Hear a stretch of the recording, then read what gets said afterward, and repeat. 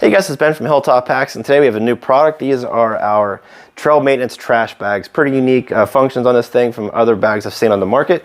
One, it does use a commonly found 8-gallon garbage bag, which you can get pretty much anywhere. It definitely works much better if you get the kind with the little included cinch top, because it actually will hook right around both sides of the strap right here. It does come with adjustable straps, and as far as the fabric goes, we're using an eco-friendly recycled sailcloth, recycled polyester actually.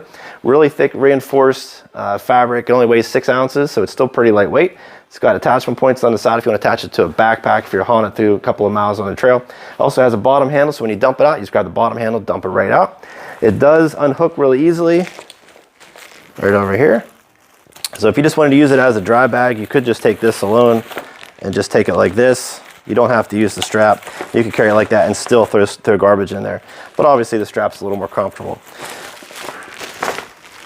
It does come printed with our custom little logo on here and a little raccoon symbol. So it says every litter bit hurts.